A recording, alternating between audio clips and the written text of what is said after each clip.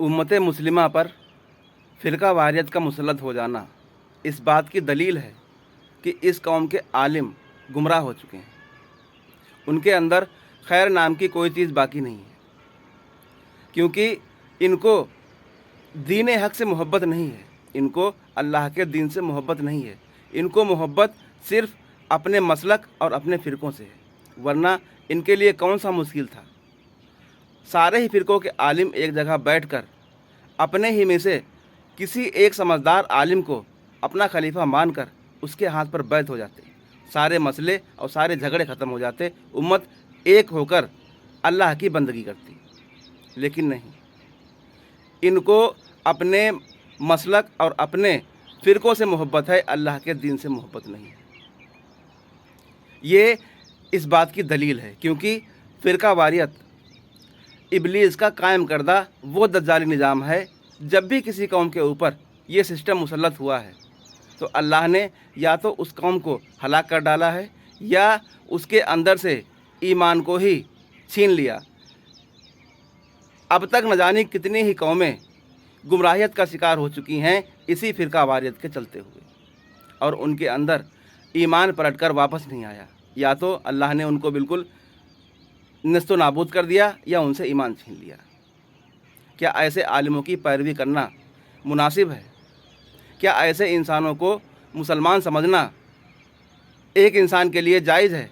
हरगिज़ नहीं, क्योंकि अल्लाह तबारक व तआला कुरान में साफ मना कर रहा है कि तुम लोग अल्लाह की रस्सी को मजबूती से थाम लो और फ़िरक़ों में ना बंटो।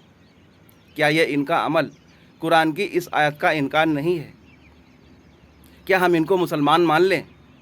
क्या हम इनकी ऐसे ही पैरवी करने लगें कि जिसका दिल करे वो आ जाए और कहे हम आलिम हैं, यानी चंद किताबों को वो रट्टा लगा ले और कह दे कि हम आलिम हैं, उसको हम आलिम मान लें? क्या उसका अमल हम नहीं देखेंगे? अगर मैं इस बात की आवाज़ उठाता हूँ तो तुम मुझ पर जाहिलियत के फतवे लगाओगे? तुम्हारी हैसियत है क्या? यानी 4 किताबों का रट्टा लगाकर तुम आलिम बन जाओगे? तुम कौम को गुमराह करोगे?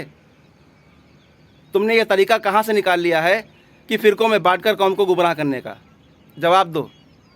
क्या तुम्हारा ये अमल कुरान की उस आयत की जद में नहीं आता है जिसमें अल्लाह तबारक व तआला कह रहा है कि तुम कुरान के एक हिस्से का इनकार करते हो, दूसरे को मानते हो? यानी जो है कुरान में क्या साफ ही लिखा नहीं हुआ है? क्या तुम कुरान के एक हिस्से को मानते हो और दूसरे का इनकार करते हो? क्या ये आलिम आज कुरान की उस आयत की जद में नहीं आ रहे हैं? कब इस कौम को होश आएगा? कब तक ये कौम गुमराहियत के दलदल में धंसी रहेगी? खूब जान लो, जब किसी कौम के ऊपर ये दज्जाली सिस्टम मुसल्लत हुआ है तो उस कौम का अल्लाह के नज़दीक कोई भी अमल उस वक्त तक काबिल कबूल है ही नहीं जब तक इस सिस्टम को उखाड़ कर फेंक ना दिया जाए और अल्लाह के निज़ाम को नाफिज ना कर दिया जाए। खूब जान लो, दिन रात सजदे में पड़े रहो, अल्लाह तबारक व तआला तुम्हारी इन सजदों को बिल्कुल पुराने कपड़े में, यानी इसको कहते हैं लपेट कर मुँह पर मार देगा। करते रहो इबादत, इन आलिमों की पैरवी करते रहो जो जाहिल और गुमराह हैं, जिन्होंने पूरी की पूरी कौम को गुमराहियत के दलदल में धकेल दिया।